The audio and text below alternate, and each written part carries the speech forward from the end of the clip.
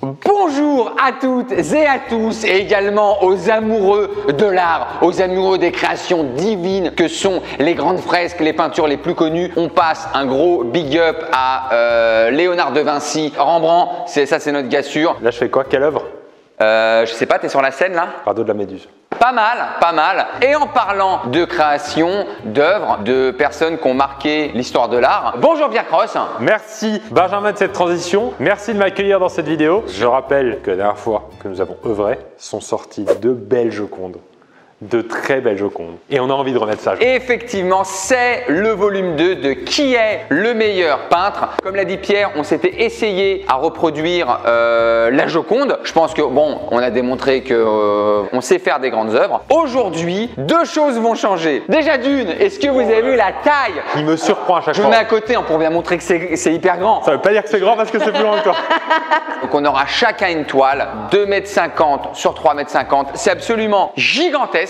Et nous allons non pas devoir peindre des fresques déjà existantes, des tableaux déjà célèbres. Parce qu'on a peur aussi de décrédibiliser l'artiste d'origine. Par exemple, la Joconde, elle a perdu en valeur depuis qu'on l'a refaite. C'est vrai. On peut dire que techniquement, il y en a désormais 3 dans le monde. Même 2 si on compte pas celle qui est au Louvre, je sais pas quoi. Oui, parce qu'elle est un peu, oui, c'est vrai. Un peu vieillotte. Et cette fois, c'est là où toute la créa va prendre de son sens. On va vraiment être dans ce qui est la quintessence même de l'artiste peintre. On va devoir reproduire. Oh, c'est vrai? Non. Ah merde, pourquoi j'ai mis un blanc juste là? On nous a mis en surprise. Moi j'ai pas regardé, t'as pas regardé? Je regarde pas la toile. Alors sur 2,50 m. Donc on va découvrir ce qu'on va devoir reproduire. Et j'ai la haine! Et j'ai la haine! C'est un très bon choix qu'on a fait pour nous. Ah, je crois qu'on est dans la même thématique. Bah oui, non, mais je pense que voilà, on a vécu un moment assez difficile dernièrement. Donc on va se peindre nous-mêmes. En termes d'ego, c'est... Van Gogh il le faisait, je vois pas pourquoi on le ferait pas. C'est vrai. C'est des beaux fonds. T'as un beau truc à aller chercher. Oui, non mais il y a des... Ouais, bah en fait c'est dommage parce que je vais devoir faire une impasse sur ça. Comme vous le voyez, c'est une vidéo qui est en partenariat avec Displate. On va pouvoir les ouvrir d'ailleurs. Donc Displate, qu'est-ce que c'est? Vous les connaissez certainement. Ce sont des posters en métal. C'est-à-dire que là par exemple, ils l'ont imprimé pour nous spécialement, mais vous avez plusieurs tailles, plusieurs artistes, plusieurs styles que vous pouvez commander donc directement sur leur site et également vous pouvez choisir différentes finitions et différents cadres. Par exemple, sur les cadres qui nous ont fait le plaisir d'imprimer, vous avez une finition cadre clair pour moi et cadre foncé et là je ne sais pas si on le voit bien, mais c'est un petit peu en relief, hyper stylé. C'est imprimé juste pour vous en Europe. La livraison se fait de 4 à 5 jours chez vous. J'essaye de voir si je secoue, est-ce que tu as le sourire qui revient? Non, je crois pas parce que si je secoue, tu t'enlèves pas en fait. Ouais. Tu vois, donc vraiment, non, on est bloqué. Il y a des designs d'artistes spécifiques, comme celui que j'aime beaucoup, c'est Julien Tabet qui fait des montages de super photos avec des animaux. Et là, celle-là m'a fait beaucoup rire. C'est un écureuil qui a son slip. Il a son slip, c'est propre, c'est génial. Exactement. Donc très très joli. On a d'autres styles. Alors pour info, tout le monde n'avait pas lavé son slip sur cette photo.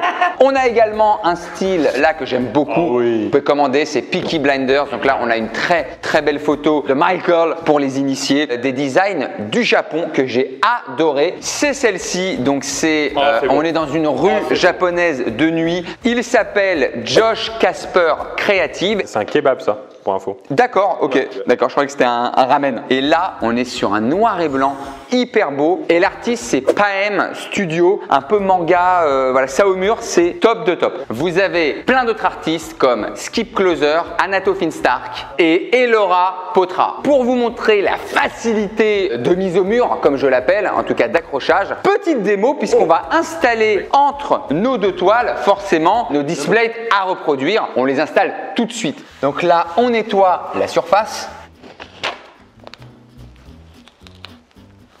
Donc là, vous avez posé la feuille de protection. Vous collez votre magnette aimantée juste ici. Celle-ci, je mets 2 magnettes parce qu'on est sur un grand format, mais vous pouvez en mettre qu'un seul quand c'est un plus petit format. Donc là, on installe le deuxième, c'est simple, c'est efficace. Et comme vous le voyez, je peux interchanger les posters si j'ai envie de changer leur place. Celui-ci, là. Et c'est d'une simplicité enfantine. Displate, c'est une super alternative aux méthodes d'impression classiques et aux posters papier standard. Petit cadeau, évidemment, il y a du code de réduction que je vous mets juste en bas dans le lien en dessous de la barre en description. Vous avez de très belles réductions puisque pour 1 à 2 displays achetés, vous avez jusqu'à 34% de réduction. Si vous en commandez 3 ou 4, c'est moins 38% et pour 5 displays ou plus, c'est moins 42%. C'est valable jusqu'au 5 décembre dans le cadre de la Black Week et du Cyber Monday. Profitez-en et sachez que sur Displate, il y a en permanence des promos, il y a souvent des promotions. Allez sur le site, checkez de temps en temps, vous allez peut-être tomber sur des belles surprises. Pierre Cross, trêve de bavardage, nous avons nos Displates juste ici, donc on les a en visu, nous avons nos cadres là et puis c'est parti pour qui est le meilleur peintre. Je ne l'ai pas dit, j'allais oublier, mais à la fin évidemment nous avons notre jury de légende qui va devoir déterminer qui a fait la plus belle fresque. Pierre Cross, courage à toi, vive les peintres! C'est parti! Oh là là, je suis comme un enfant! Est-ce que tu fais le fond et après tu sais que tu vas repasser dessus en bleu? Mais non, parce que la peinture, elle n'aura pas eu le temps de sécher, mon brave! Oh les peintres! Allez, on prend du noir, on rentre dans le vif du sujet. C'est du ketchup. C'est tout? On met de la peinture comme ça ou on met de l'eau? Oh mince. Ce qui vient de se passer est ridicule. J'ai fait ça. Ce qui vient de se passer. Le problème, c'est qu'avec toutes les peintures de la Renaissance, etc., on n'a pas de vrai documentaire, on n'a pas de documentation de comment ils ont fait. Donc là, c'est intéressant que vous voyez quand même la jeunesse d'une œuvre. Je délimite. Je calcule ici mon point de fuite. 7/12e du tableau. L'idée, effectivement, pour ma part, ça va être de recréer toute la tension nerveuse, le jour diabolique. Vous savez, ça s'appelle des tableaux traumatiques. Je ne sais pas si vous voyez le cri de Munch.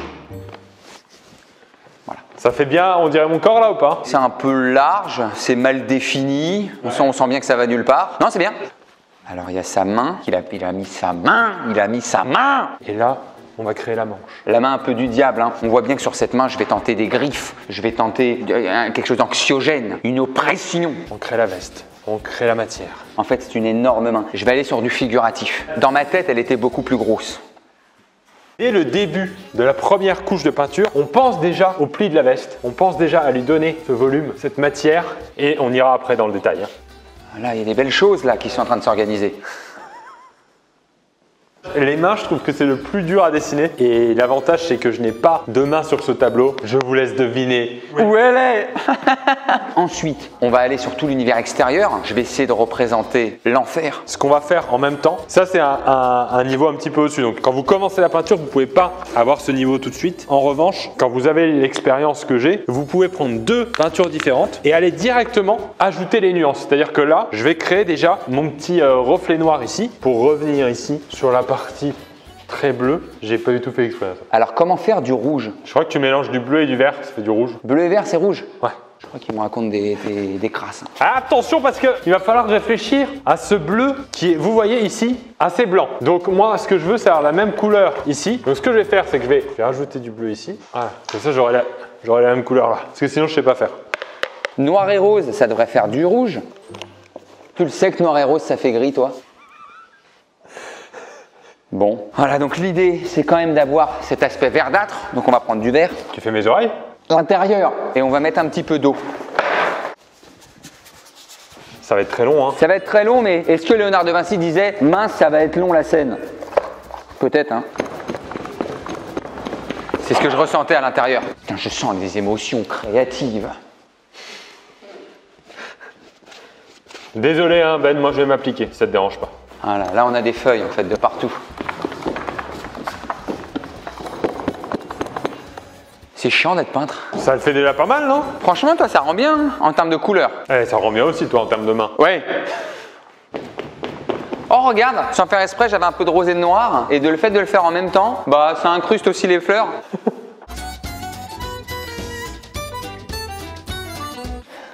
C'est crevant. Et cette photo, je peux plus l'avoir en peinture. Hein. C'est pas mauvais. Enfin, si, mais bon. Sinon, j'ai la technique de tout peindre et après de faire les touches. Bah moi. Ouais, toi. Moi. Toi. c'est ce que je ferai. Ouais, donc je vais continuer comme ça. Parce que là, tu vas galérer à... Mais on ne galère pas quand on est un artiste ancré, monsieur. C'est ma misère affective qui est là-dedans. C'est mes problèmes. Il arrive à être plus petit en dessin. Je me tourne un peu vers vous parce que je vous explique ma démarche. Je veux pas vous perdre dans la création. Je veux pas que d'un coup, avec un cut dans la vidéo, on se dise « Mais comment il a fait ça, ce génie ?» Ici, l'idée, c'est surtout définir les volumes. C'est-à-dire que je vais créer ma veste, la veste de Benjamin, pour savoir à peu près déjà où j'en suis en termes de volume sur mon tableau. T'en es à où? Je pourrais pas dire. Je sais pas si je suis au début d'une œuvre ou à la fin d'une carrière. J'ai mes ombrages sombres, je vais ajouter le noir fin du col. Si je regarde bien le noir fin du col, il part de là et il y a encore un trait ici. C'est pas moi, hein. C'est pas moi. Hein. Dis-moi que c'est de la peinture. C'est la peinture. J'ai bientôt fini l'extérieur de cette sombre fresque qui va s'appeler « Entre les mains du diable ».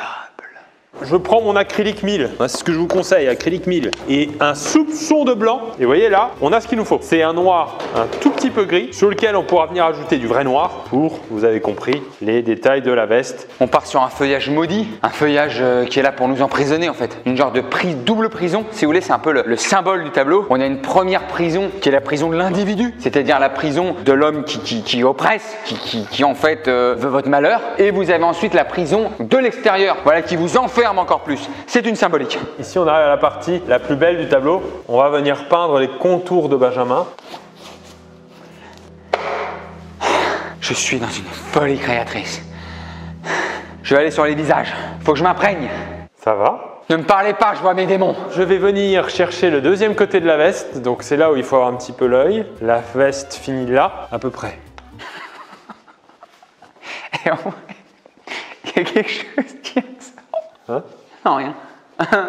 T'es content de ton résultat pour l'instant? Je peux pas être content en fait, je suis en train de créer un de mes démons. Tu peux pas dire à quelqu'un tu es en train de mettre toutes ses tripes sur la toile s'il est content. Vu les couleurs, j'ai vraiment mis mes tripes. Hein. Je vais prendre du rouge, voilà. Et là l'idée c'est d'aller faire les mains du diable. Je vais aller faire les contours que j'appelle l'aile de l'ange. Voilà, on est vraiment sur des mains cornues quoi. On est sur une oppression, une énorme oppression. On est sur des lignes parfaites, un corps sculpté. On est sur des choses qui sont peut-être pas esthétiques, mais qui retracent vraiment d'un trauma quoi. Le plus beau jour du reste de ma vie, ce sera le nom du tableau. C'est parfait là. On va aller sur les cheveux de Pierre, on va faire du châtain. Là aussi c'est les cheveux, faut que je me remémore quoi. C'était en bataille un petit peu comme c'est après une bataille limite. Hein. Je vais prendre celui-là. Là. D'ailleurs c'est la même coupe, hein. Si vous regardez, c'est la même personne.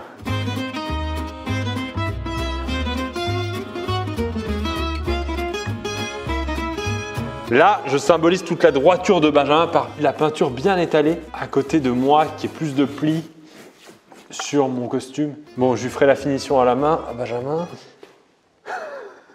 Voilà, des espèces d'énormes fleurs grises. Elles sont grisâtres parce que malheureuses. Des petites larmes de sang chacune. Bon, je vais faire mes cheveux. Je vais avoir besoin de pas mal de peinture du coup. J'ai du blanc si tu veux. Je vais lui faire quand même des yeux. Sympa. Voilà, avec dedans une pupille de serpent. J'entends des trucs que je ne vois pas sur le tableau. Hein. Mon visage va commencer à rêver. Nos nez vont s'entremêler, nos bouches se serrer pour s'embrasser. Oh là là, voilà. Ça c'est la bouche que j'ai vue s'approcher de moi. C'est celle-là. C'est celle-là, là, je la remets. C'est exactement ça. J'ai été pris comme ça par surprise. C'est celle-là. C'est cette bouche. Ah, exprime-toi par la création et non par la douleur. Et vous voyez là, je dessine plus ses contours à lui, je dessine mes contours à moi et ça c'est beau. Regardez comme c'est beau, c'est limite un logo de l'amour. Pour moi, c'est le nouveau symbole du cœur. Voilà, donc là je suis sur un teint de visage plutôt blafard quoi. On est sur un personnage, vous savez, c'est comme qui va se prendre un camion en fait, qu'on peut imaginer assez facilement. Ce qui va être compliqué, moi, c'est retranscrire dans les détails du visage de Benjamin toute la joie qu'il a à vivre ce moment. Et ça, c'est pas forcément facile. Oui, sa petite oreille. Bébé, la petite oreille. Vous savez quoi, je vais faire un truc de peintre. Je vais lui enlever le nez. Je n'ai pas envie qu'il ait le nez. Ça l'humanise un peu d'avoir un nez. Si vous regardez bien, tous les humains ont un nez en fait. Pour ma peau à moi, je vais prendre le même beige auquel je vais ajouter un soupçon. Allez, de rouge. C'est une mayo ketchup mal proportionnée là. Lui, il s'est pas posé la question de la couleur de visage. Hein. Faut que ça pleure. Faut bien comprendre, tout est réfléchi. Hein. Quand j'ai pris le pinceau pour peindre son visage, ça a été un petit peu de partout. C'était vraiment les enfers. On était un petit peu sur des va-et-vient, vraiment les abîmes. Moi, c'est toujours vers le bas, comme les larmes. Je peins pour que chaque trait parte vers le bas. Voilà. C'est comme une descente aux enfers. Ça, c'est mon cou. Très très long. C'est long ce cou. Hein. Et là, la forme s'épouse. Je vais lui faire des mains de chevreuil. Beaucoup trop. Il va être là. Voilà où il finit. Ah, ça va pas être facile là. Je vais y aller au rouleau hein, pour le coup.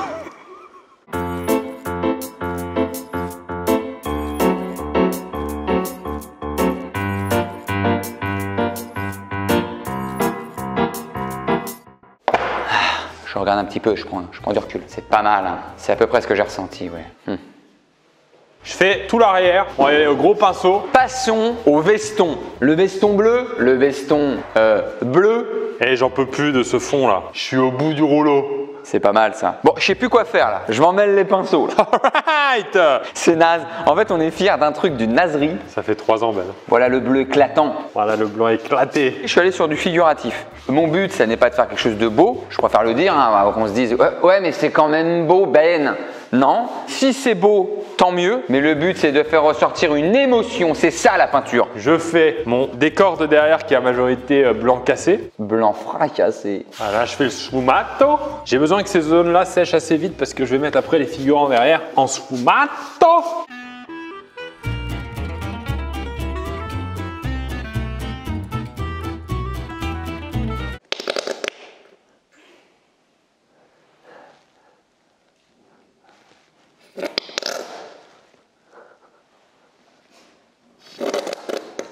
Au moins, il y a de la matière. Derniers instants de cette couche pénible de peintre en bâtiment. Et ensuite, je vais pouvoir passer aux détails. Les peintres, c'est comme les vieux. Hein. Dès que tu dois remettre une deuxième couche, il y a un problème. De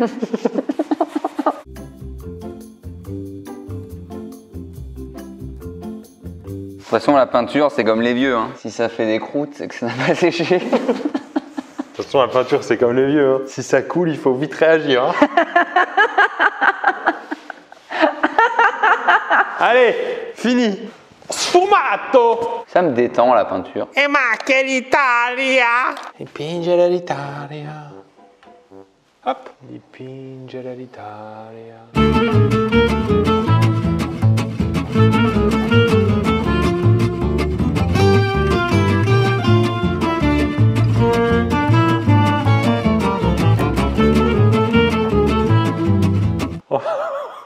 Aïe aïe aïe, c'est pas les bonnes proportions. Hein.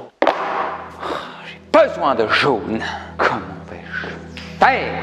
Comment puis-je continuer à jouer aussi mal? Là, je vais faire ma poutre. Et là, moi, je fais un trait en perspective. Hein. Je sais pas si on s'en rend compte à l'image. Et ça ajoute une sorte de rayon de lumière à Benjamin qui le fait briller encore plus. Oh oui, j'ai recréé la même couleur, c'est bon. Pas du tout. Et là maintenant on va créer cette espèce d'ambiance lumineuse derrière. Mais avant ça j'ai besoin de faire mes cheveux à moi.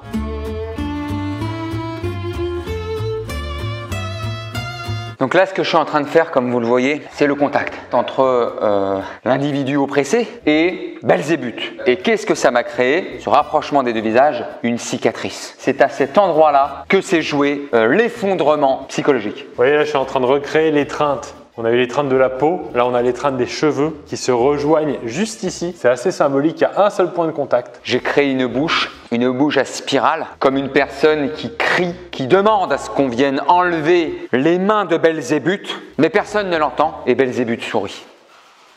T'es but tout seul. Ok, on est pas mal là. Il est beau. Il est beau.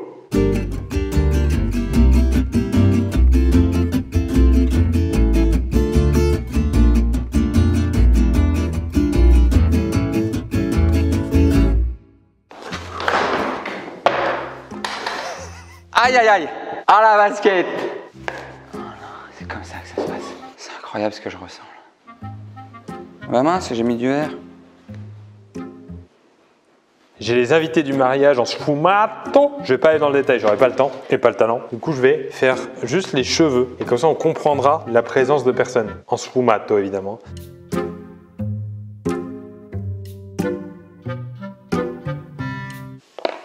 Messieurs, dames, je crois que mon œuvre est achevée. Je crois que mon œuvre est achetée. Je vais la signer parce que là, j'ai toutes mes tripes. L'artiste a signé son œuvre. L'œuvre s'appelle L'étreinte de Belzébuth.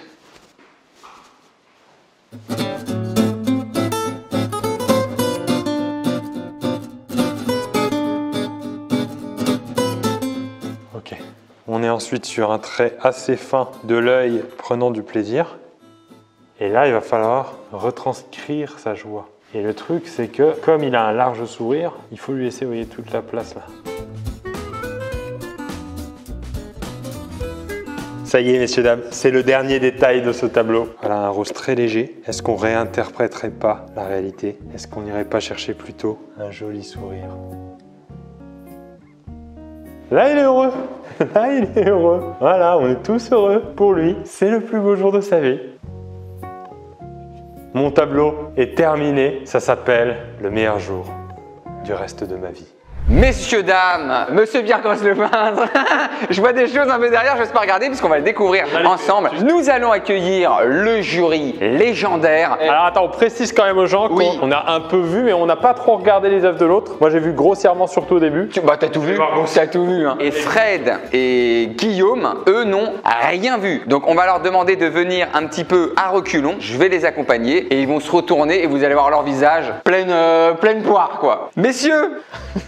Je suis en fou rire, c'est voir. Attention, il y a des pièges, hein. Moi je me suis fait avoir. Hein. Ah, vous savez quoi? J'ai l'impression que je vais découvrir la mariée, mais qu'elle va pas me plaire. Messieurs, je vais d'abord vous donner en main, parce que ce qui est bien avec Displate, c'est qu'on peut décrocher, raccrocher, les fresques qu'on devait reproduire sur une toile de 2,50 m sur 3,50 m. Bon. Déjà, la donnée de la longueur est beaucoup trop importante. Vous avez ici la toile que va reproduire Pierre. C'est fait, hein. Le mal est fait. Hein. Et la toile que va reproduire Benjamin. Ok, on les connaît. Où on va pouvoir poser les Displates, où je vais les remettre. Vous pourrez un petit peu comparer. Allez, j'ai envie là. Vous faites pas avoir, il faut bien différencier la peinture de la photo. On va dissocier l'homme de l'artiste aussi là, j'ai l'impression.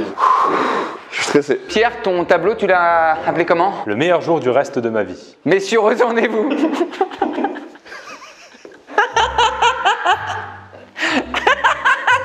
Attends, il y a un problème. Il y a un problème de propension au niveau du cou, non? Mais c'est quoi? Je l'ai regardé qu'une fois, moi, pour l'instant. Laissez-moi savourer. Non mais Pierre, je m'attendais pas. Honnêtement, je m'attendais pas. Je voyais des bribes, mais j'ai pas de cou, t'en as trop. Mais surtout, il vous fait 300 kilos tous les deux. Je peux expliquer un peu mon œuvre? S'il te plaît. Les proportions sont pas bonnes. Effectivement, ce qui s'est passé, c'est que j'ai créé d'abord mon buste et le buste de Benjamin. Je suis arrivé à la tête et pour rejoindre la bouche de Ben, j'ai dû faire un coup un peu trop long. J'ai réinterprété un petit peu le moment. J'ai donné le sourire à Benjamin. On a le sfumato derrière. Toi qui connais, c'est pas ça, non? Non, pas ça. Pour en fait symboliser les invités qui étaient derrière. On a le micro. Tous les détails sont là. Hein. C'est sûr que t'as juste t'as débordé juste, non? Le nœud papillon, la barbe que je trouve assez réaliste. Bah non. La clim. La quoi? La clim, parce que c'est les invités au chaud. C'est que des détails pas importants. Ouais. Le micro. Les lumières aussi, on peut s'attarder dessus. Bon, le plafond. je sais pas. Très très brillant, très éclairé, côté Pierre, comme si la joie était autour de lui. Et dès qu'on se revient au-dessus de Benjamin, c'est beaucoup moins présent. Il y a une sorte de disparition de la lumière, comme si le bonheur était moins intense. Certainement l'arrivée des problèmes. Et t'as quoi dans les oreilles? Va regarder dans le display. Alors, tu avais déjà eu ça, il me semble, hein, sur la Joconde. Toujours cette bouche un peu de singe. Toujours cette tentative un peu simiesque. Très très bien. Bah, messieurs, surtout à vous de juger. Hein. Mais oui. Comment ça va se passer hein? On fera donc une analyse une fois qu'ils auront vu le mien, suivi des 2 notes. Pierre, t'as encore un mot à dire? On passe au mien. Pardon. D'accord. Messieurs, vous pouvez regarder ce que j'ai appelé l'étreinte de Belzébuth. Putain, Guillaume, on fait un tuerie super. Ouais, allez, on essaie de barrière. 2, 3. Perdu. Les griffes. Exactement, c'était de reproduire donc cette étreinte. En tout cas, les émotions qui m'en sont ressorties et le trauma, comme on peut parler. Je pense que nous aussi, niveau trauma. C'est l'émotion. J'ai moins joué sur le côté esthétique. que sur le côté émotion. Ça, ce que j'appelle la forêt maudite, qui est une sorte de jungle. J'ai voulu parler d'oppression dans ce tableau. Et oui, c'est réussi. Pour le coup, c'est réussi. Donc on a ensuite les deux personnages. Voilà, un individu représenté sous les traits de Belzébuth, qui a donc la langue de serpent, les mains un petit peu cornues, qui vient enlacer donc une personne totalement oppressée, qui a dans représentant sa bouche un abîme sans fond, c'est-à-dire qu'il pourra toujours crier, on ne l'entendra pas. On est sur un cœur Brisé. cassé en deux. Les yeux de serpent aussi, hein. Et des yeux de serpent, tout à fait, et pas de nez. Un petit peu Voldemort. Attends, c'est quoi là le kyste là qu'il a L'oreille. Il est très bas, non? Et en tant que grand amateur de peinture, vous allez sûrement voir une petite touche guerniquienne, si vous voulez la voir. Voilà. Waouh. T'as fini, hein? Tout à fait. Donc t'es fier. Je l'assume, quoi, je l'assume. J'ai une remarque déjà. T'oublies limite le détail le plus important sur ce tableau, La bague. la bague. Bien sûr que j'ai enlevé, parce que pour moi l'idée c'était d'enlever tout signe d'amour, d'affection. On est sur un homme serpent aux mains de bouc C'est terrible pour Pierre. qui entrave une personne qui ne peut s'exprimer, le tout dans une jungle maudite avec des roses qui pleurent du sang, le sang d'un cœur brisé. Donc, brisé quand même.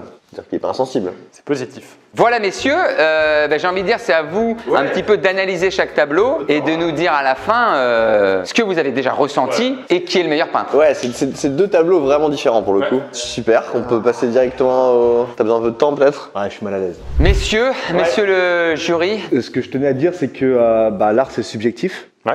Et qu'en fait, peut-être que nous, on va considérer ça d'une certaine manière, mais qu'on n'a pas, on détient pas nous la vérité. Mais les gens en commentaire de toute façon débattront. je croyais que tu cherchais des mots de façon un petit peu diplomate pour dire qu'on avait fait des bouses. Tu Ah vois, oui, je vois ce que tu veux dire. oui, tu vois ce qu'elle pourrait faire. Il y a plein de génies qui sont des génies incompris et qui sont reconnus 50 000 ans après leur mort, par exemple, tu vois. Il y en a aussi beaucoup qui sont pas forcément bons Ouais. et puis qui sont pas bons. Enfin, tu vois, il n'y a pas de... Ah, ça peut exister. Messieurs, puisqu'on est dans les compliments, merci beaucoup. Je vous annonce que j'arrête ma carrière de youtubeur pour devenir peintre. Ouais, fais quelques vidéos en stock au cas où, là, jusqu'à la fin de l'année. On a encore des belles années là. Je pense qu'on est d'accord avec Guillaume pour dire qu'on s'est pris une claque visuelle, Oui. mais une vraie claque. C'est-à-dire que J'ai même mal. Hein. je sens même la douleur là. Moi, j'ai donné mon avis Ouais, vas-y. sur ce que j'ai vu. Globalement, c'était C'était grand. c'était très particulier, mais globalement, j'ai pris plus de plaisir à regarder la toile de Pierre. D'accord. De toute façon, je suis un artiste incompris. Donc, C'est 50 000 ans, t'inquiète. Attention, ça veut pas dire que c'était ouf non plus, tu vois. On peut pas être drôle, créatif et bon peintre aussi, on peut pas être bon partout. Hein. Écoute, non, moi j'ai fait mon choix. En tout cas, vous êtes bien donné, bien battu, parce que moi je suis incapable de faire ça. Et j'ai fait mon choix, je vais voter comme Fred, et je trouve que Pierre, c'était un petit peu mieux et plus réaliste. Donc bravo Pierre. Oh oui, quelle victoire! Quelle victoire là-dessus! Et c'est l'amour qui triomphe. Et je pense un bon message pour les gens qui nous regardent. Encore une fois, c'est notre avis à Guillaume et moi, c'est pas dire qu'on détient la vérité. L'art, encore une fois, c'est subjectif. Et il y en a qui vont peut-être trouver mon tableau moche. Hein. Bah oui, c'est possible. Si, c'est aussi des choses qui sont possibles. J'entends pas parce qu'avec l'écho. Non, mais on dira peut-être aux gens en commentaire de dire ce qu'ils ont pensé de. Non, mais surtout un petit sondage Insta. Moi, je veux la vérité sur Insta. Ah, très très bon. Messieurs, un grand merci. Avec plaisir, toujours un plaisir. Une fois de plus, qui est le meilleur peintre? Bravo Pierre, bravo, encore bravo pour ta victoire. Et un énorme merci également à Displate. C'est grâce à eux qu'on a pu afficher les deux créations, les deux créatures, j'ai envie de dire. Je vous le rappelle et je vous mets le lien en dessous, d'en bas, d'en dessous de la description. Au-delà de la qualité des posters en métal, au-delà du foison, le panel des artistes que vous pouvez choisir, vous avez des réductions. Donc 34% de réduction si vous achetez 1 à 2 tableaux. Si vous achetez de 3 à 4 tableaux, vous avez 38% de réduction. Et si vous achetez plus de 5 tableaux, vous avez 42% de réduction. Donc c'est tout bénef. Et tout ça est valable jusqu'au 5 décembre à l'occasion de la Black Week et du Cyber Monday. Vive l'art, vive la peinture. T'en flammes pas non plus. Hein. Bah quoi, attends, je des créations. Merci à tous, on vous embrasse très très fort. On vous dit à très très vite. Et d'ici l'art. Si l'art. C'est dommage parce que en même moment où je fais ça, Oh merde.